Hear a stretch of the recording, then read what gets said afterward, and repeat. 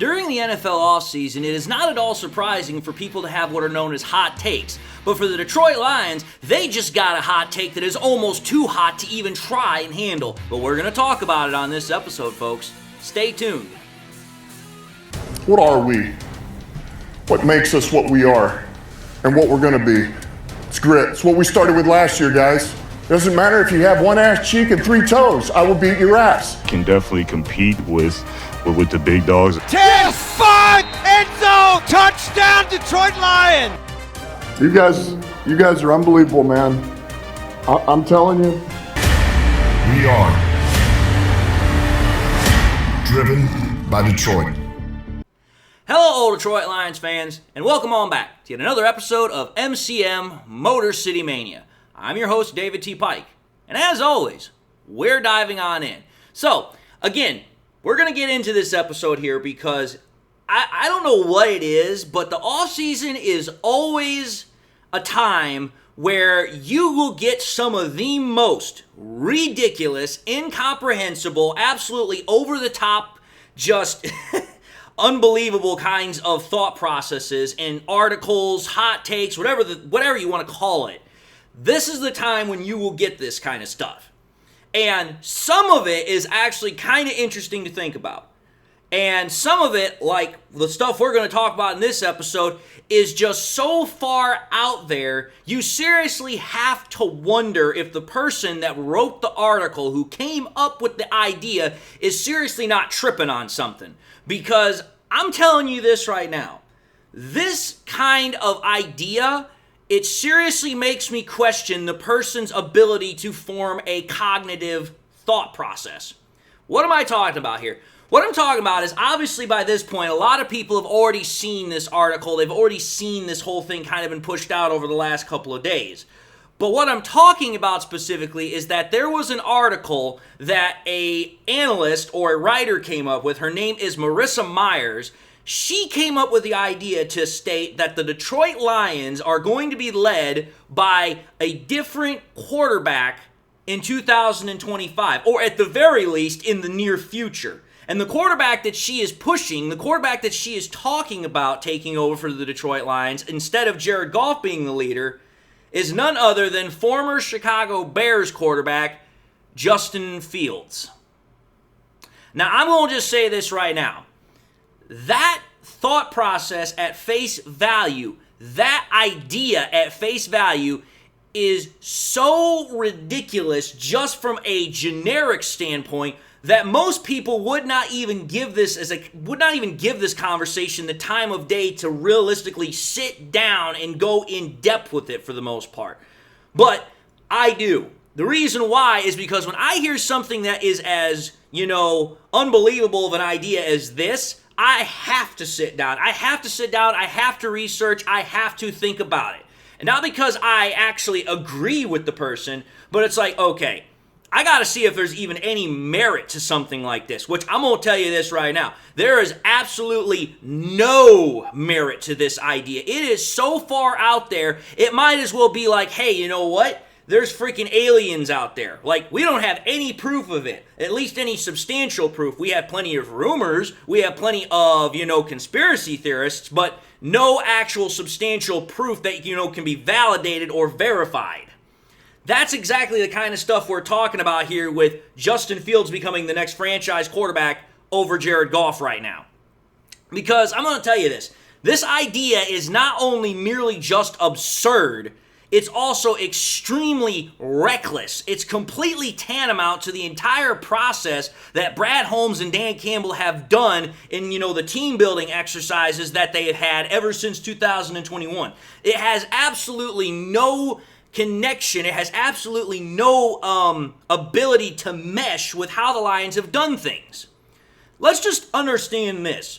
The Detroit Lions, we have seen over the last, 4 off seasons how they have gone about handling their business when it comes to the off season. How do they go about building their team? They have gone about building their team through 2 main ways. One, free agency is a secondary note to the draft. The draft is the main way they have built their roster. They go out, they draft good talent, they make sure that they build their talent, that they grow it up, and they keep their talent in-house. Now, The Lions have also done a couple of trades, such as for quarterback Jared Goff and a couple of other players. But they usually will try to build their team through the draft. The free agency market is usually used as kind of like a filler option to try and, fill in and plug in holes that you can't really get taken care of in the draft.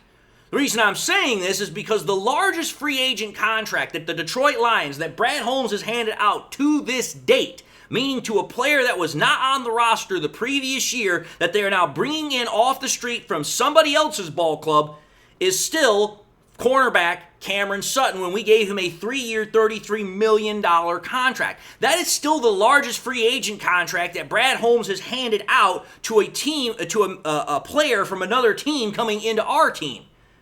Think about that. A $33 million contract. That's the largest he's ever given out to a player that's coming from another ball club.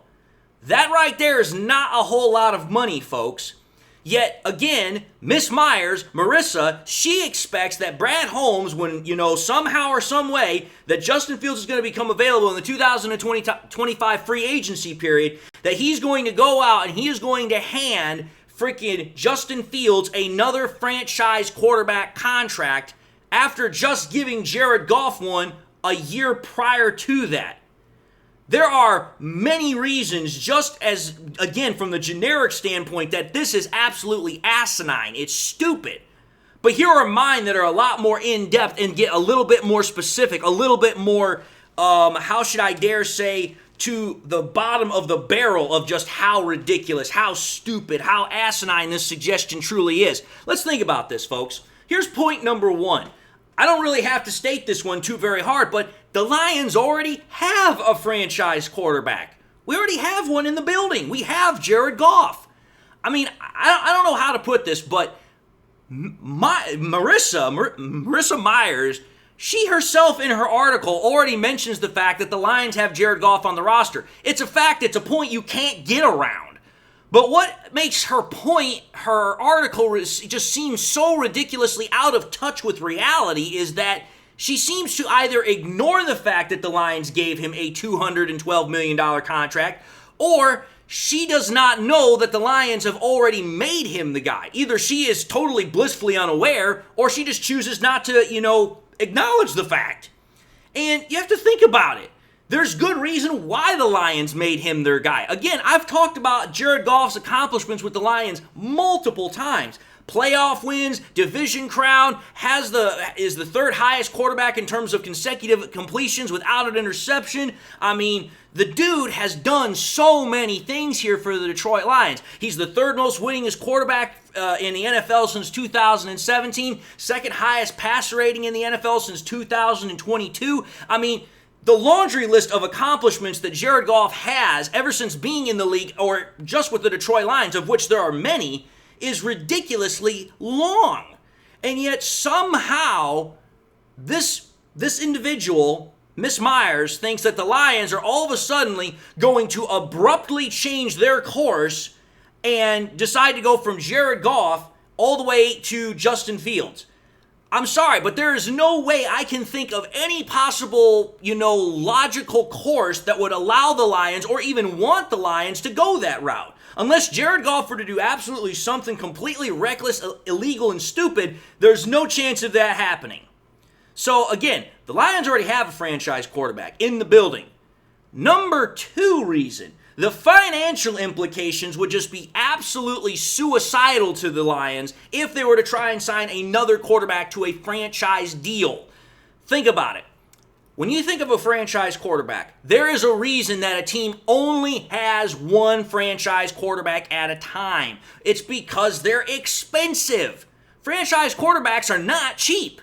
QBs at this point in the NFL's history are always getting top dollar contracts. That's just plainly obvious. The quarterbacks, the franchise quarterbacks, the big time quarterbacks, they get the top dollar contracts. That's how it works.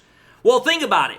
The really good franchise quarterbacks, the quarterbacks that everybody considers hey, they deserve to get top dollar. For the most part, there are some that I would agree and I would argue very strongly do not deserve those contracts. Trevor Lawrence being one of them, but whatever. I'm not a Jaguars fan. I don't give a thunder. You want to spend your money unwisely, you go ahead. But the point of the matter is, Quarterbacks like Jared Goff, they get those top 1% kind of contracts because of the fact that they're franchise quarterbacks, because of what they have done and what they are most likely going to do in the future.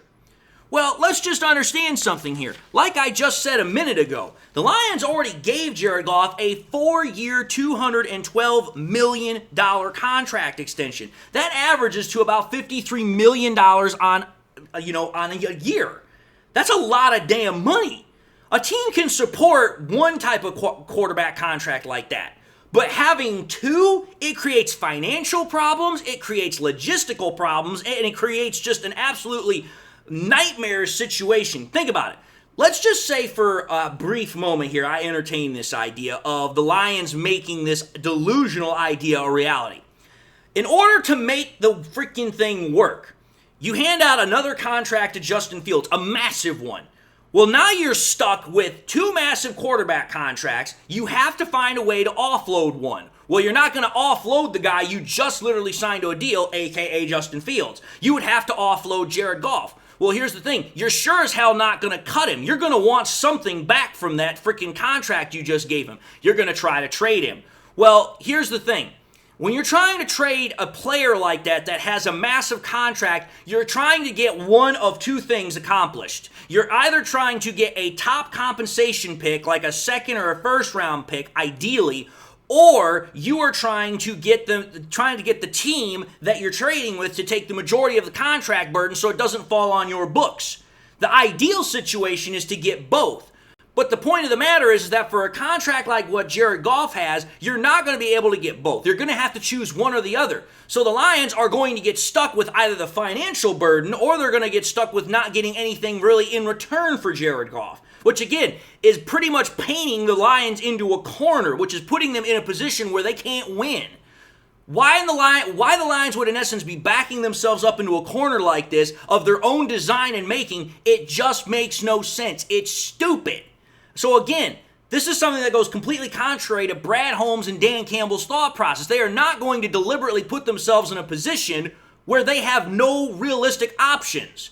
Doing that would give them no realistic options. It would give them a no-win situation is in essence what it would give them.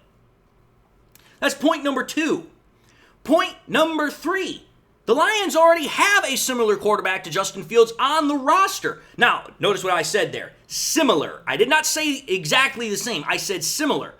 Think about this. If the Lions supposedly wanted Fields as a quarterback of the future, it again would be a waste of freaking resources because the Lions already have Hendon Hooker on the roster. Hendon Hooker is a mobile quarterback, but here's what Hendon Hooker doesn't have in comparison to Justin Fields. Hendon Hooker does not have the same amount of starting experience in the NFL. Justin Fields was a starter for the freaking Bears for 3 years. Hendon Hooker has no starting experience. Plus, on top of that, Fields is definitely more athletic than Hendon Hooker. But here's where I draw the line. Hendon Hooker is a better overall passer than Justin Fields is, and Hendon Hooker actually has experience in the system that Ben Johnson and the Lions have already made with Jared Goff. So again, where Hendon Hooker might not have the athletic ability, he might not have the starting experience, he understands the offense and he's already been a part of the team, whereas Fields, he'd be coming in as a stranger, an outsider. So think about this. If you were to sign Fields to a massive contract and then to trade Jared Goff away, because again, the Lions are not going to cut Jared Goff in some ridiculous whatever scenario we're talking about here. You want to know what that would do? It would 100% do two things for the Lions. The first thing it would do is it would destroy whatever confidence Hendon Hooker has. Because think about it. The Lions drafted Hendon Hooker, and everybody wanted to talk about how Hendon Hooker was going to be the future of the franchise. The Lions then give Jared Goff a 4-year, $212 million contract extension. That pretty much was, in essence, a squash on that whole idea right off the get-go. But then if the Lions were to go out and give Justin Fields a contract of a similar nature and then trade Jared Goff away, that right there would tell Hendon Hooker the Lions have absolutely no intention under any circumstances to let him even have a shot of playing, have a shot of being the starter. That right there would destroy any of Hendon Hooker's confidence, and I wouldn't be surprised if at that point Hendon Hooker did say, listen, you went out, you got a guy that has a similar skill set to me, you handed him a massive contract, but you wouldn't even let me have a chance to be the starter? I want out. I want to go somewhere else. So that's one thing I could definitely see happening if we're wanting to talk about just absolutely crazy out there kind of takes. But the second thing it would do is it would make Brad Holmes and Dan Campbell look like hypocrites, because they would be doing the exact opposite of what they themselves have said they would not do. And it would look like they don't know what the hell they're doing. So again, it makes no damn sense. Then we take a look at the fourth reason. The one reason that you guys all knew I was going to be getting to. Fields is not an upgrade over freaking Jared Goff, and he certainly is not a fit for Ben Johnson's offense. Think about this, folks. Ever since Jared Goff came to the Detroit Lions, Jared Goff is 4th in the NFL in passing yards. He is 7th with the amount of passing touchdowns that he has. He is the 10th highest passer rating quarterback in the NFL from 2021 till now. Then you take a look at what Jared Goff did in 2022. He had the 6th most passing yards. He was tied for 5th with most passing touchdowns, 7th highest passer rating, and the 5th best QBR rating. He had a top 5 season, or at least a fringe top 5 season as a quarterback statistically in 2022. And then you go to last year, 2023. He has another top 10 season. 7th in completion percentage, 2nd in passing yards, 4th in passing touchdowns, 9th in passer rating, 11th in QBR. Jared Goff over the last 3 years has been an absolute freaking whiz-bang of a quarterback. He has been an explosive producing quarterback. And again, 2 playoff wins, conference championship game appearance, division title, dare I go on. Whereas, hold on here, what has Justin Fields done as the supposed franchise guy of the Chicago Bears? Oh, that's right. Let's take a look at his track record, shall we? Justin Fields, since 2021 to 2023, because that's how long he was with the freaking Bears, from 21 to 23. So exactly the same time that Jared Goff got traded to the Lions, Justin Fields was drafted by the Bears. In that time, Justin Fields is the 24th highest quarterback in terms of passing yards, 22nd in terms of passing touchdown, and 25th in terms of passer rating. In 2022... just to show you guys this, because again, I'm going by the entire productive period, but also in comparison to what freaking happened for Jared Goff. So in 2022, Jared Goff put up a fringe top 5 season, right? Here's what Justin Fields did in 2022. 26th in passing yards, 16th in passing touchdowns, 25th in passer rating, 15th in QBR. Nowhere even close to Jared Goff. Doesn't even come close to scratching the surface. Then we get to 2023, the top 10 season that Jared Goff just had, the season where we went to the conference championship game, won 2 playoffs, won a division title, the whole thing. What did Justin Fields do?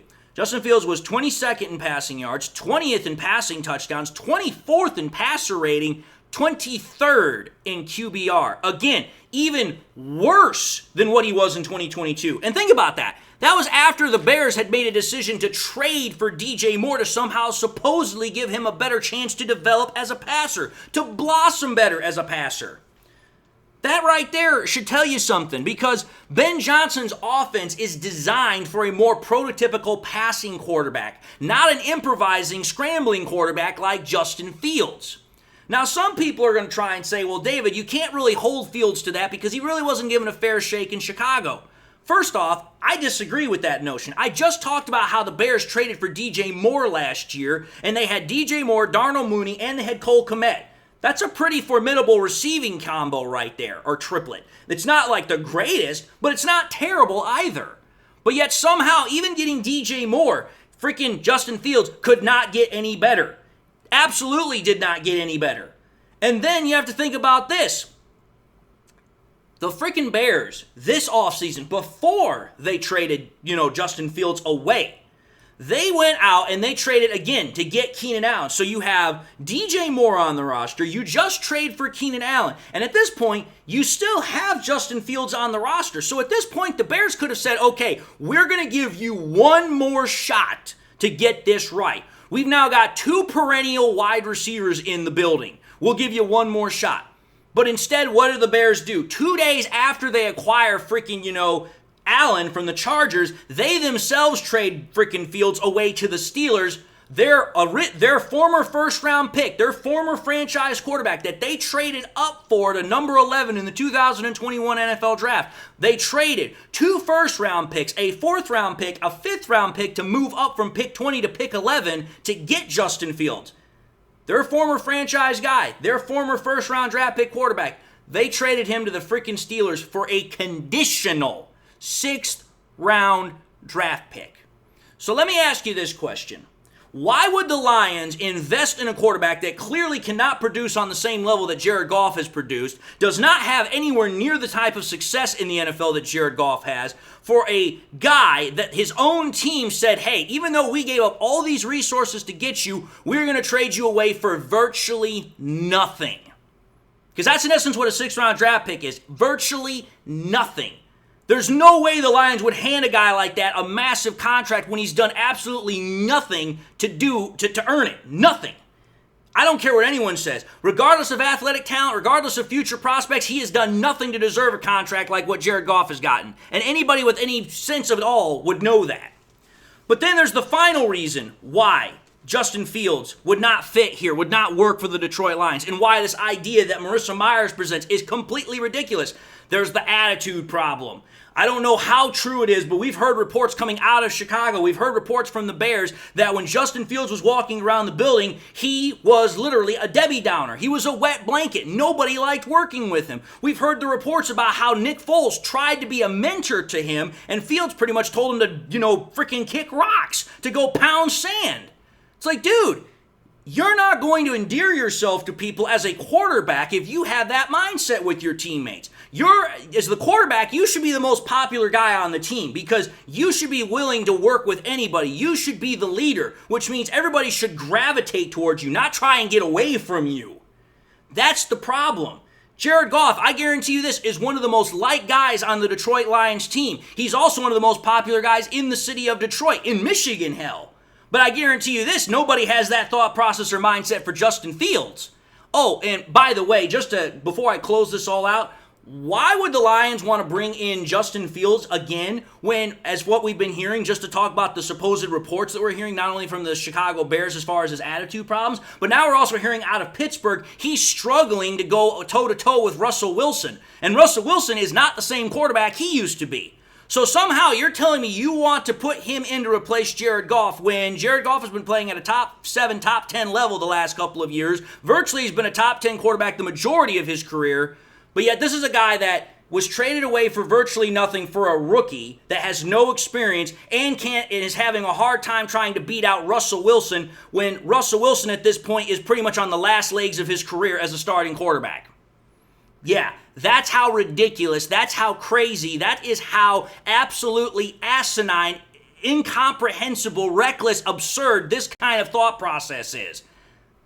That is what happens when I go in depth with something. I go all out.